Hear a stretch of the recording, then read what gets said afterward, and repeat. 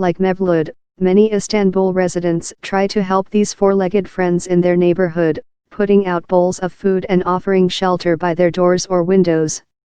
Now Istanbul officials are increasing efforts to ensure the good health of the street animals, and thereby of the residents who come into contact with them. That care can be seen at the vet bus, where Mevlude brought the black cat because one of its eyes had been closed for several days. The bus is a mobile clinic stationed for several days in different neighborhoods around the Turkish metropolis. We often get in touch with the municipality when we see animals who are in need of care, Mevlude said, once reassured over the cat's health whose eyes were now wide open.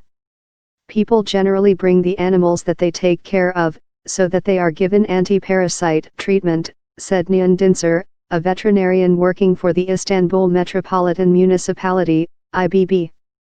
And, because people are in constant contact with them, they are also protected, she added. Islamic tradition, the attention given by Istanbul residents to caring for street animals partly comes from the Islamic tradition, and part of it comes from the structuring of the public space in the Ottoman Empire, Mine Yildirim, a doctoral candidate at the New School for Social Research in New York, said. In Ottoman times, people moved between home, the mosque, and the market. The streets were the space for the dogs, the researcher said.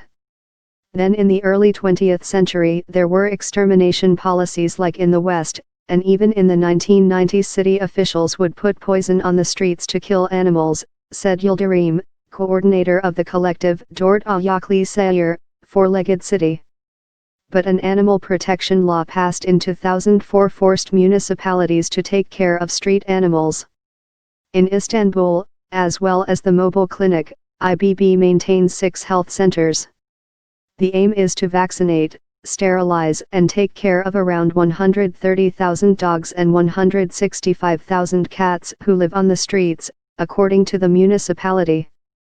The animals, fitted with a microchip, are then taken back to where they were found, except those which are adopted by individuals during their stay at the health centers.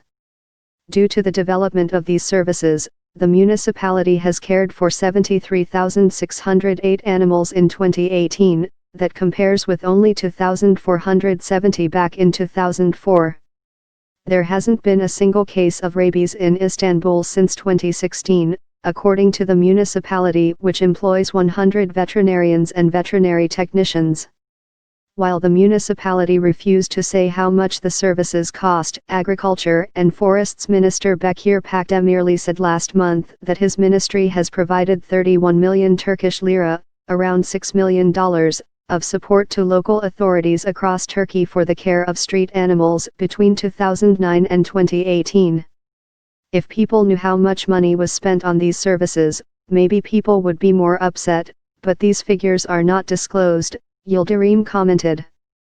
Puppies, while animals living on Istanbul's streets are often well fed, in the forests surrounding the city, animals don't have a place to feed themselves, Umut Demir, also a veterinarian at IBB, said during a patrol in Belgrade Forest on Istanbul's European side. So around a ton of food is distributed each day by vans dispatched full of dry food, towards which dogs come running after hearing the horn.